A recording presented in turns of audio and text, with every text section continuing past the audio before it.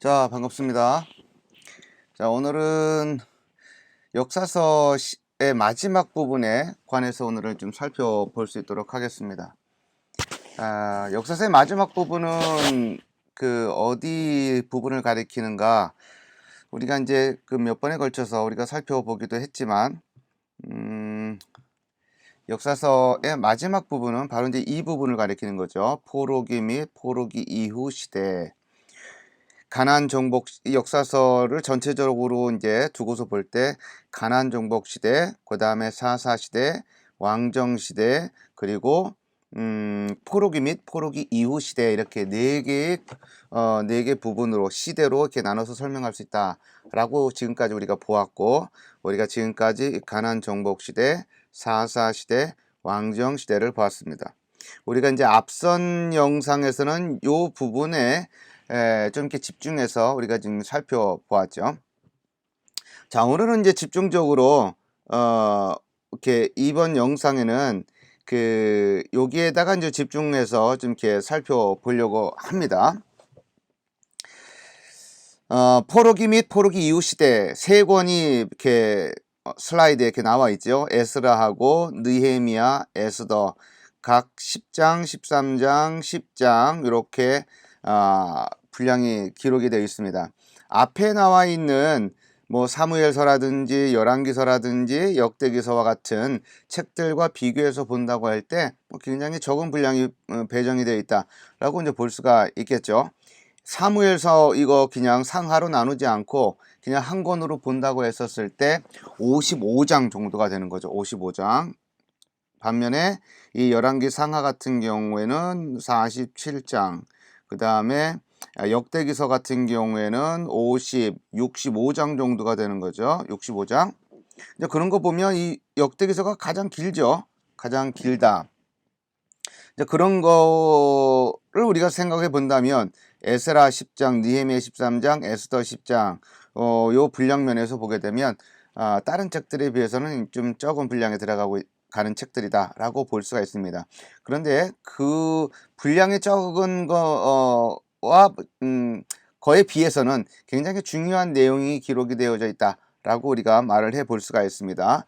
이제 그런 것들을 우리 한 권씩 살펴보려고 하는데, 먼저 좀 이렇게 전체적인 개략적인 이야기를 먼저 이렇게 해보고, 그리고 이제 에스라 쪽으로 넘어가도록 하겠습니다.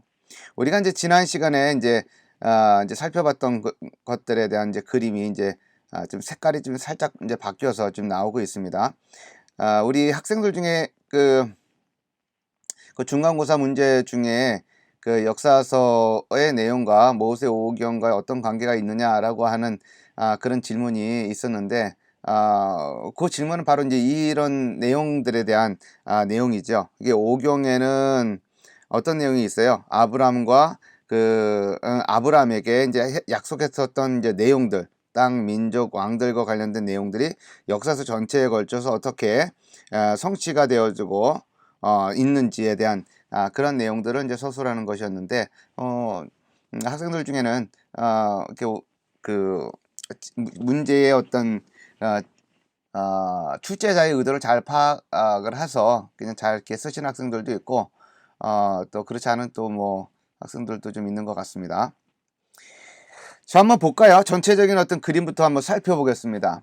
포로기 및 포로기 이후 시대 에스라, 느헤미야, 에스더입니다. 에스라 같은 경우에는 이렇게 1장서부터 10장까지 이렇게 구성이 되어 있는데, 크게 두 부분으로 나뉘어져 있는 것을 볼 수가 있습니다. 1장서부터 6장, 그리고 7장서부터 10장 이렇게 크게 두 부분으로 나눌 수 있습니다.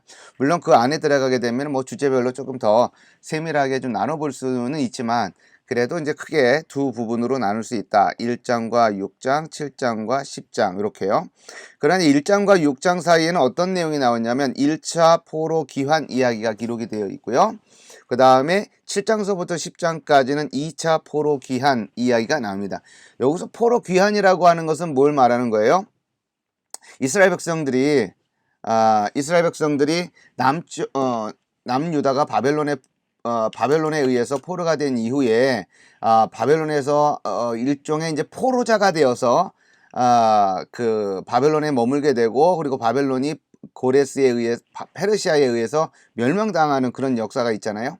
근데 그런 어떤 역사의 그 틈바구니 속에서 고향 땅 예루살렘 가나안 땅을 벗어나서 강제적으로 벗어나서 바벨론의 포로로 있었던 그 사람들이 예루살렘으로 이제 돌아오게 되는 이야기가 기록이 되어 있는데, 그 돌아오는 그 이야기를 뭐라 그러냐면 포로 귀환이라 합니다.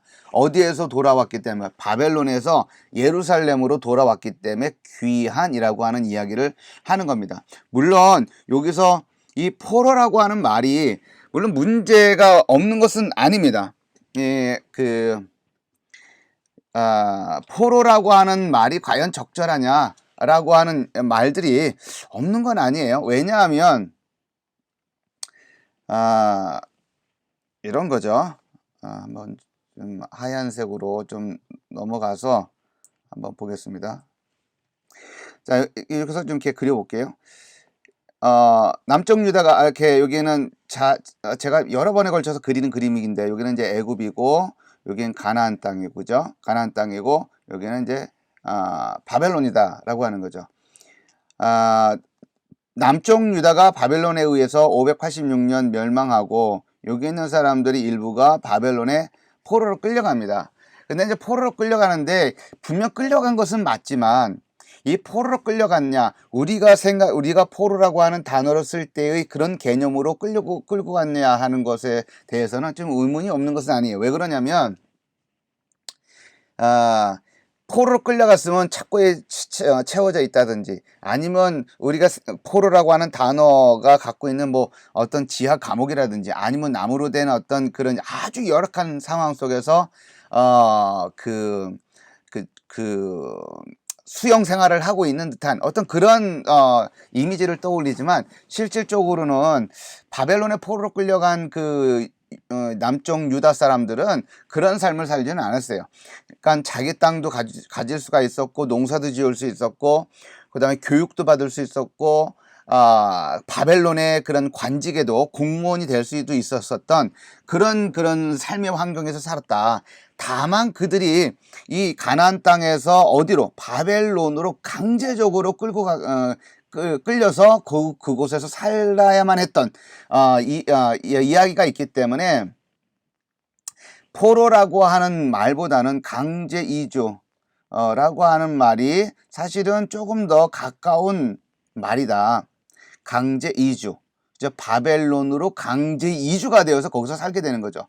옛날 북이스라엘이 멸망하고 나서 사마리아에 살고 있었던 사람들을 다른 지역으로 다 끌고 가고, 그 다음에 이제 아수르의 다른 지역에서 정복된 사람들 일부를 이 사마리아 지역에다 데려다 놓고 살게 했단 말이에요. 그것도 일종의 강제 이주다라고 볼 수가 있는 겁니다.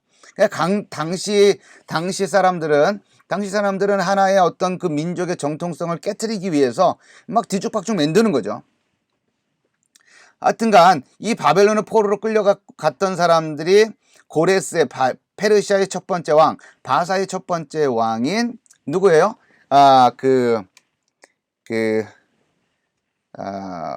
고레스에 의해서 칙령이 반포되어서 예루살렘으로 돌아올 수 있었기 때문에 이걸 뭐라 그러냐, 포로 귀환이다라고 하는 표현을 쓰는 거예요.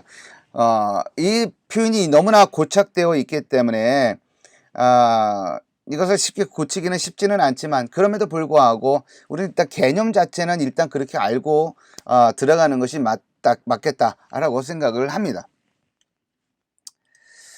자, 이렇게 그래서 1차 포로 기한이 여기 1장에서 6장까지 기록이 되어 있고, 2차 포로 기한이 7장에서 10장 이렇게 기록이 되어 있습니다.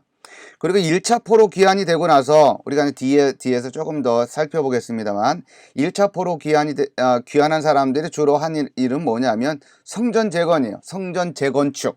즉 바벨론에 의해서 남쪽 유다가 멸망을 할 때 성전도 완전히 불타서 전소해 버렸거든요.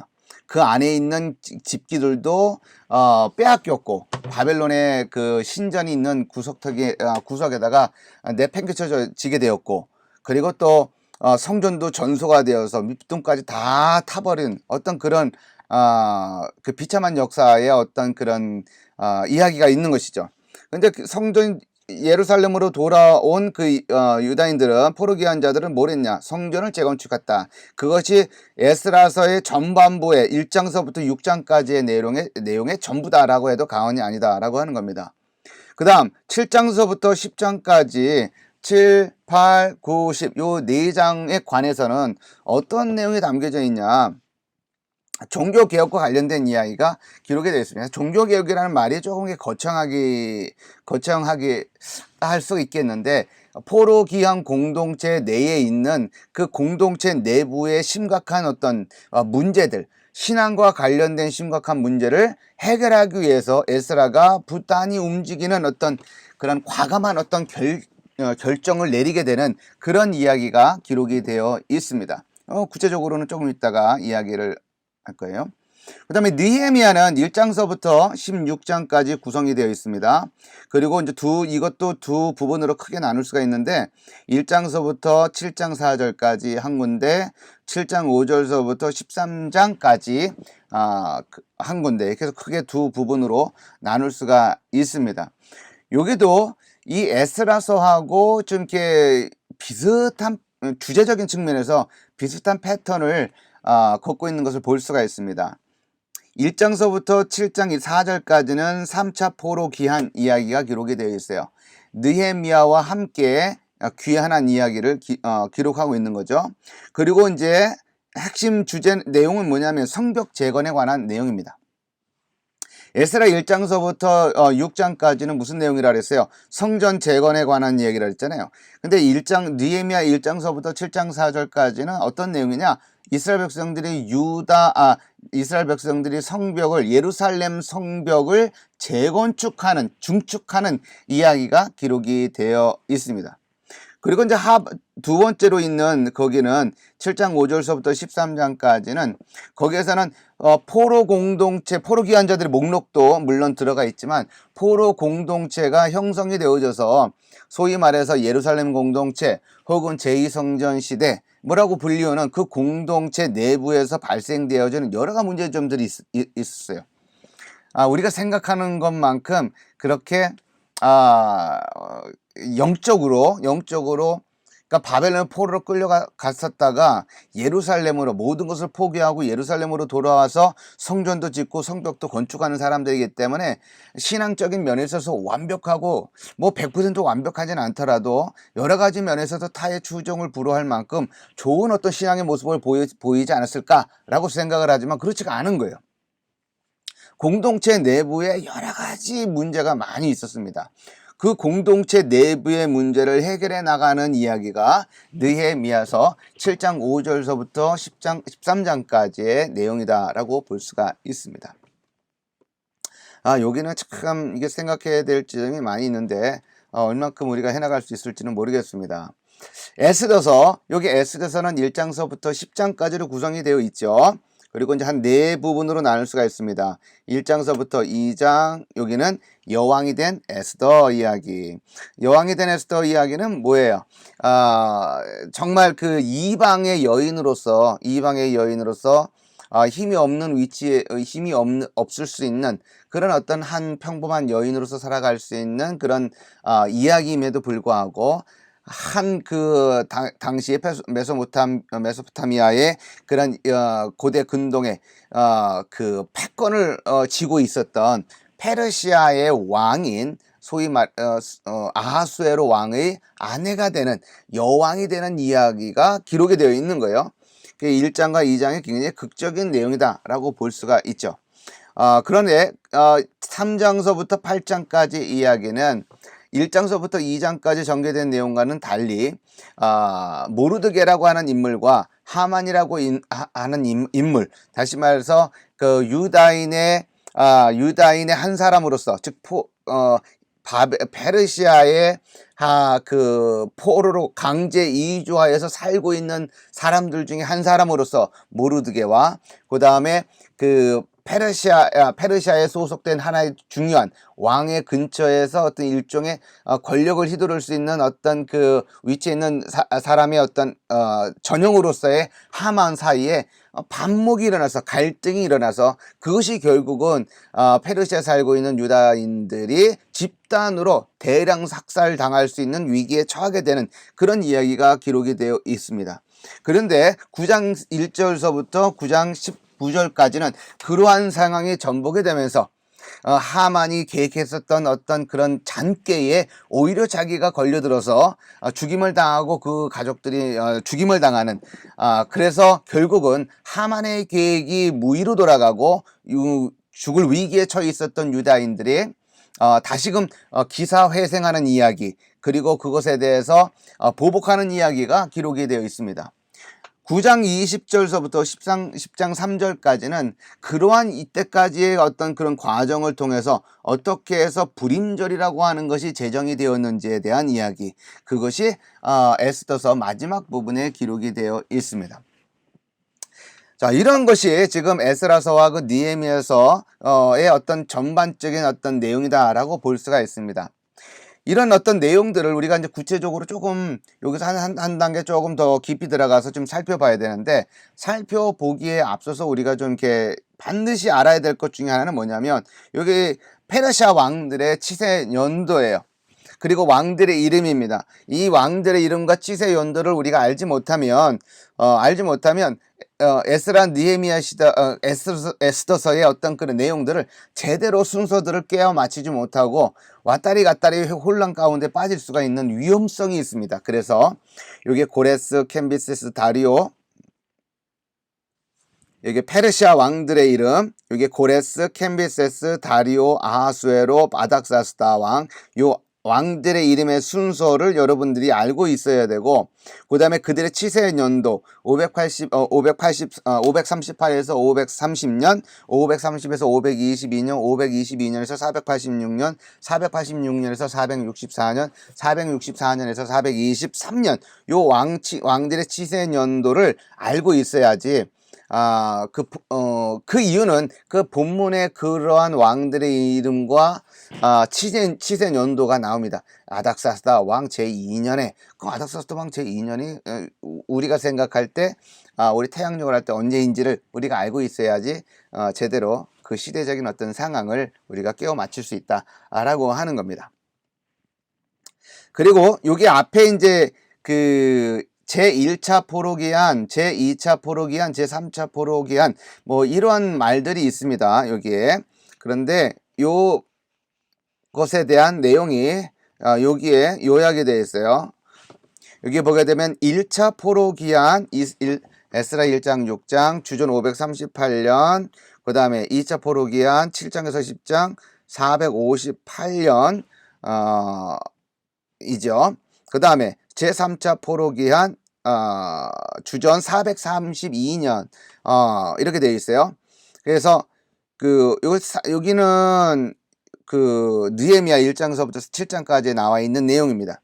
첫 번째 예루살렘 귀환의 그룹의 지도자는 수룹바벨가 예수아인데, 대체적으로는 이제 수룹바벨이라고 하는 이름이 먼저 나와 있기 때문에 아마 그 사람이 메인 인물이었을 것이다, 핵심 인물이었을 것이다 라고 보고서 대부분 다 수룹바벨을 먼저 이렇게 선정을 합니다.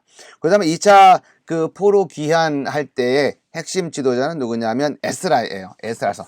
그래서 여러분들이 에스라서를 꼼꼼하게 읽어보지 않은 사람들은 대부분 에스라서의 그 핵심 인물이라고 할 수 있는 이 에스라가 1장서부터 나올 것이다 라고 생각하는 경우가 적지 않습니다. 그렇게 생각하는 경우가 적지 않아요. 근데 그렇지가 않습니다. 에스라 1장서부터 6장까지는 그 이름 한 글자도 나오지 않아요. 7장서부터 이제 등장을 하는 겁니다. 그렇게 에스라가 7장서부터 등장을 하는 거예요. 그때 지도자로. 그 다음에 제3차 기한 때는 지도자가 누구냐면 느헤미야입니다.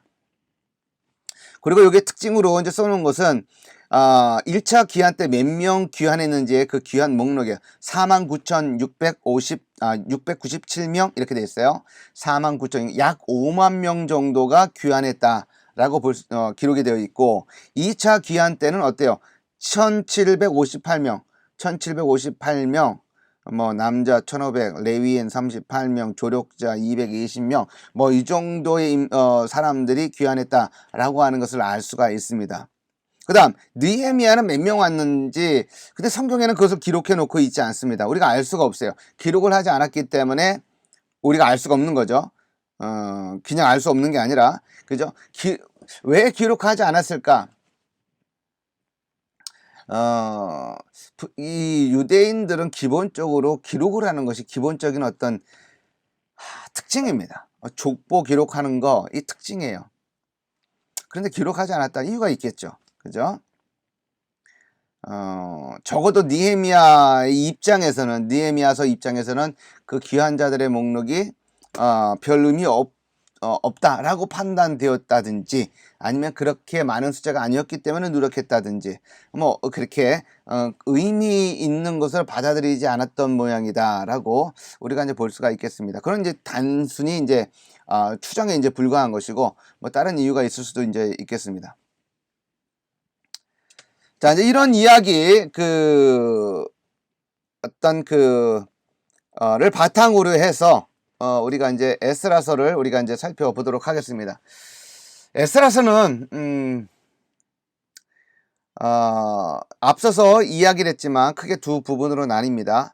1장서부터 6장, 7장서부터 몇 장? 10장, 이렇게 크게 두 부분으로 나눈다라고 볼 수 있습니다. 그리고 핵심은 성전 재건.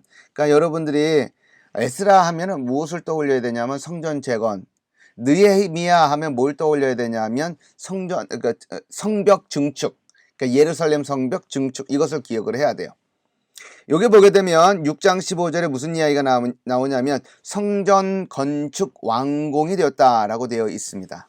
자, 이것도 할 얘기가 굉장히 많이 있습니다만 이제 여기 내려가서 이제 우리가 얘기할 거기 때문에 주전 516년 요거 연도 정도는 여러분들이 기억을 하고 있는 것이 좋을 겁니다. 주전 516년에 성전 건축이 완공이 되었다라고 하는 것 여러분들이 기억하면 좋을 것 같고요. 그 다음에 1장서부터 6장까지 전체적인 내용의 핵심은 뭐냐면 1차 포로 기한과 성전 건축 완공까지의 우여곡절 이렇게 제목을 붙여볼 수가 있어요.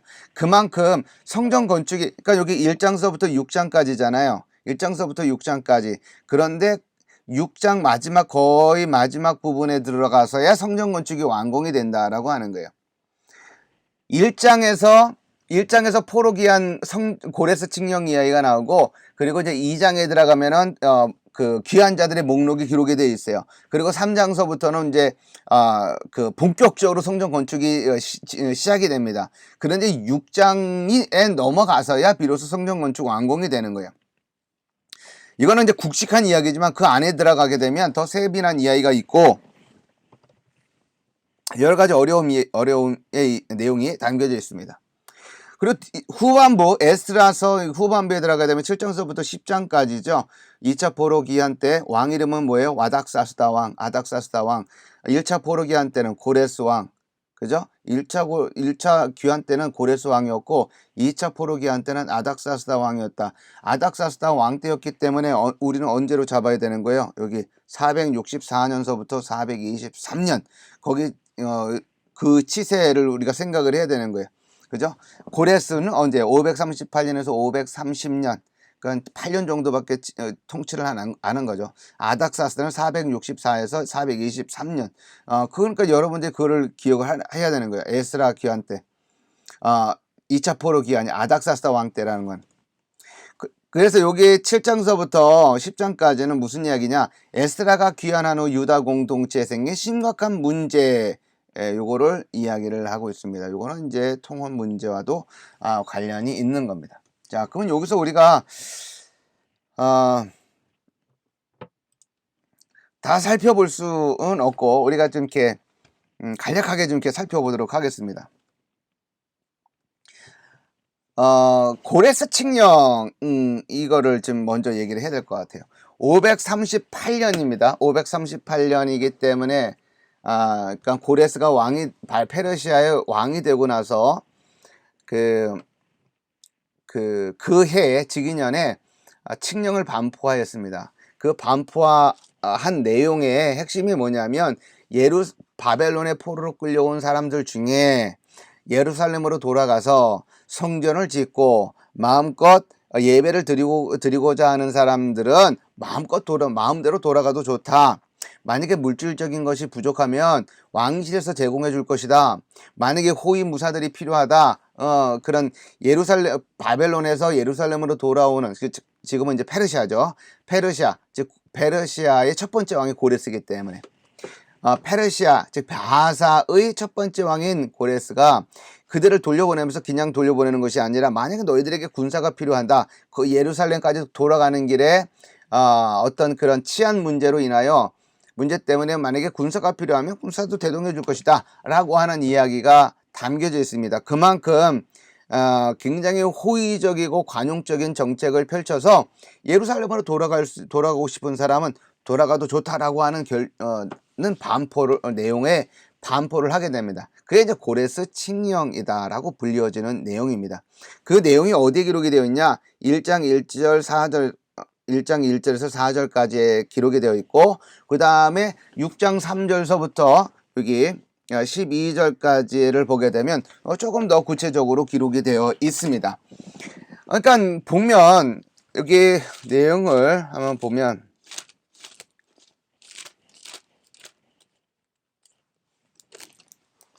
한번 보겠습니다. 바사왕 고레스 원년에 여호와께서 예레미야 입을 통하여 하신 말씀을 이루게 하시려고, 바사왕 고레스 원년에 여호와께서 예레미야 입을 통하여 하신 말씀을 이루게 하시려고 바사왕 고레스의 마음을 감동시키심에 그가 온 나라에 공포도 하고 공포도 했고 조소도 내렸다라고 하는 거죠. 바사왕 고레스는 말하노니 하늘의 하나님 여호와께서 세상 모든 나라를 내게 주셨고 나에게 명령하사 유다 예루살렘의 성전을 건축하라 하셨나니, 이스라엘의 하나님은 참 신이시라. 너희 중에 그의 백성 된 자는 다 유다 예루살렘으로 올라가서 이스라엘의 하나님 여호와의 성전을 건축하라. 그는 예루살렘에 계신 하나님이시라. 그 남아있는 백성이 어느 곳에 머물러 살든지 그곳 사람들이 마땅히 은과 금과 그 밖의 물건과 짐승으로 도와주고, 그 외에도 예루살렘에 세울 하나님의 성전을 위하여 예물을 기쁘게 드릴지니라 하였더라. 그러니까 핵심은 뭐예요? 예루살렘으로 돌아가고 싶은 사람 돌아가도 좋다. 무엇을 위해서? 성전 건축을 위해서 라고 이야기를 하고 있습니다. 이게 누구의 칙령이에요? 고레스의 칙령이다 라고 하는 거예요. 그런데 이 예루살렘으로 귀환하는 이야기가 단순하게 고레스의 칙령에 의해서 진행된 것이냐라고 질문에는 그렇지 않다라고 하는 것이죠. 단순하게 고레스의 칙령에서 이루어진 것이 아니라 성경은 뭐라고 기록하고 있느냐면, 1절에 보게 되면 바사왕 고레스 원년에 여호와께서 예레미야의 입을 통하여 하신 말씀을 이루게 하시려고 라고 되어 있어요. 그게 무슨 말이냐면, 예레미야의 입을 통해서 하나님께서 예언하신 것 중에 하나가 뭐냐면, 바벨론의 포로로 끌려가더라도 70년이 다 된 이후에 70년이 지나면 예루살렘으로 돌아올 것이다 라고 하는 예언이 있었거든요. 그게 25장 11절, 예레미야 25장 11절과 25장 11절에서 12절에 있고, 그 다음에 29장 10절에 그 내용이 기록이 되어 있어요. 70년이 다 차면 예루살렘으로 돌아가게 해주겠다라고 하는 거죠. 그건 뭐예요? 지금 고레스 칙령에 의해서, 지금 외관상 고레스의 칙령에 의해서 예루살렘으로 돌아가는 모습이 보이지만, 실질적으로 더 큰 것은 뭐예요? 하나님이 예언하셨던 그 예언의 내용이 성취되어지고 있는 것으로 지금 기록을 해놓고 있다라고 하는 거죠. 누가? 에스라 저자가. 그죠? 그러니까 이 고레스 칙령에 의해서 바벨론의 포로로 끌려가 있었던 이 사람들은 단순하게 정치적이고 국적인 정세에 의해서 예루살렘으로 돌아간 것이 아니라 하나님의 예언과 성취의 측면에 의해서 진행이 된 것이다 라고 하는 것을 그렇게 해석하기를 바라는 거예요. 누가? 성경 저자가요. 그러니까 성경 저자가 그렇게 해석하기를 원하면 당연히 우리도 그렇게 해석을 해야 되는 것이죠. 그죠? 바깥으로 드러난 모습은 그냥 국제 정서 아니면 고레스라고 하는 한 왕의 관용적이고 포용적인 정책에 의해서 진행이 됐다라고 볼 수 있지만, 그렇게 봐서는 안 된다라고 하는 거예요. 그게 이제 우리가 이제 주목해야 될 한 지점입니다. 두 번째는 성전 건축 중단이 약 22년간 중단이 되었다라고 되어 있어요. 그러니까 예루살렘으로 1차 포로 귀환 자들이 오잖아요. 예수와 수르바벨. 물론 그 앞서 살짝 먼저 온 사람들이 있었습니다. 세스바살이라고 하는 사람들과 함께, 세스바살이라고 하는 사람과 함께 온 사람들이 있었어요. 근데 그 무리들을 1차 포로 귀환 자들로 취급하지 않고 있는 것이 사실입니다. 대부분. 저는 거기에 이의가 있긴 있지만 거기에는 뭐 지금 그 문제를 다룰 수 있는 시간적인 그런 공간이 안 되기 때문에 여하튼 간에 예수아와 수르바벨과 예수아에 의해서 예루살렘으로 1차 포로 귀환 자들이 도착을 해서 한 일은 뭐예요? 성전을 재건축하는 일이었습니다. 그런데 성전 재건축 어떤 그 기간이 길어야 5개월 더 길게 잡는다고 하더라도 1년 안에 아니면 정말 짧은 시간 안에도 지을 수 있는 그런 것이 성전 건축이었음에도 불구하고 그렇게 빨리 진행이 되지 않고 몇 년이 걸렸다 그러는 거예요. 지금 22년간 진행이 되었다라고 기록을 해놓고 있습니다. 이것은 무엇을 말하느냐 하면 그만큼 성전 건축을 완공하는 기간까지 굉장히 여러 가지 어려운 점들이 많이 있었다라고 하는 것을 말하는 겁니다. 여기 보게 되면 사마리아 사람들이라고 되어 있고 두 개의 다른 주요 반대 세력들이라고도 하는 이 이야기도 있습니다. 사마리아 사람들은 앞서서 제가 살짝 언급을 했었던 것처럼 예루살렘 귀환 직후에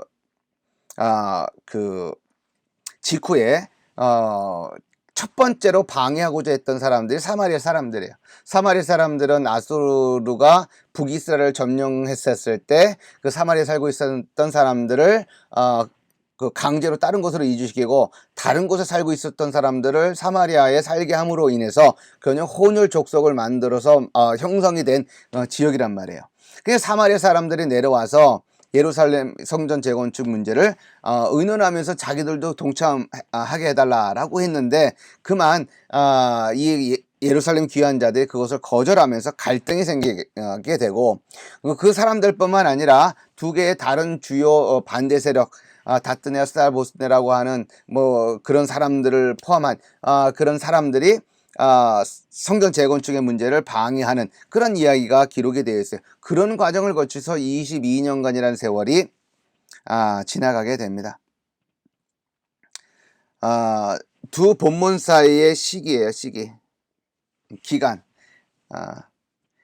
그러니까 그 사마리아 사람들에 의해서 방해 공작이 진행된 거는 예루살렘 귀환 직후의 사건이고 4장 6절서부터 23절까지의 내용은 거기서 전개가 된 그 반대 세력의 이야기는 아닥사스다 왕 시기의 사건입니다. 그러니까 굉장히 긴 텀을 두고서 진행이 된 그런 사건의 이야기를 한 장에다가 그냥 같이 몰아넣는, 그래서 읽을 때 굉장히 헷갈릴 수 있는 그런 이야기가 기록이 되어 있습니다. 자, 요게 이제 에스라서에서 우리가 중요한 중요한 내용 중에 하나로 볼 수 있는 내용입니다.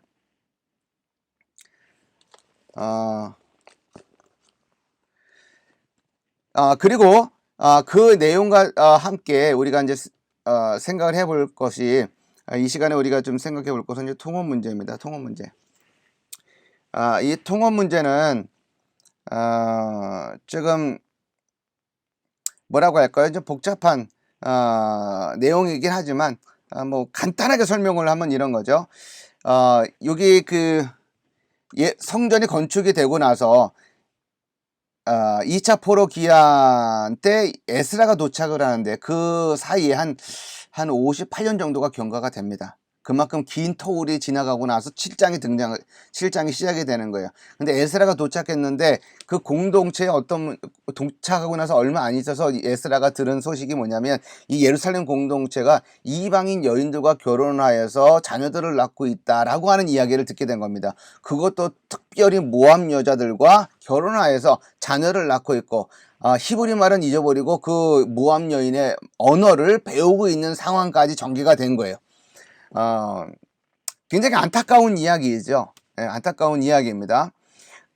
예루살렘 귀환 공동체는 잃어버렸던 이스라엘 역사를 다시금 회복하는 그런 어떤 굉장히 그 정체성을 온전하게 세워야 할 그런 공동체였는데 한 몇십 년이 지나고 나니까 맨 처음에는 으쌰으쌰해서 왔지만 몇십 년이 지나면서 그 으쌰으쌰했던 것이 다 사라지고 지금 남아있는 거는 뭐예요? 이방 여인은 모함 여인들과 결혼해서 살아가면서 자녀를 낳고 이스라엘이라고 하는 정체성을 다 잊어버리고 있는 상황까지 된 거예요.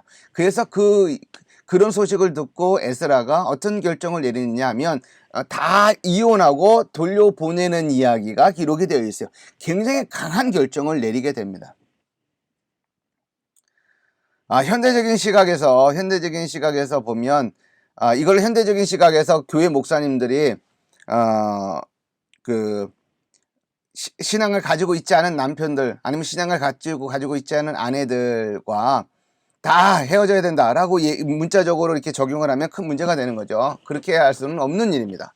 그죠? 그러나 이제 그때 당시에는 어떤 그들만의 정체성을 온전히 유지하고 회복하기 위해서 부득불 그와 같은 아주 강한 결정을 내려서 예루살렘의 어떤 정체성을 세우고자 했었던 것이 이 통혼 문제에 담겨 있는 내용이다라고 하는 것이고, 두 번째 이 통혼 문제와 관련해서 짧게 또 한 가지 언급을 하고자 하는 것은 이 통혼 문제의 주체가 되는, 즉 뭐라고 할까요? 굉장히 주도적으로 앞서서 움직였었던 사람들이 누구냐 하면 바로 종교 지도자들이었다라고 하는 겁니다. 그러니까 제사장들이 제사장들과 그 사회의 지도층들이 이 이방인 여인들과 결혼하는데 앞장서서 움직이고 있었다라고 하는 것이 훨씬 더 큰 문제였다라고 보는 것이죠.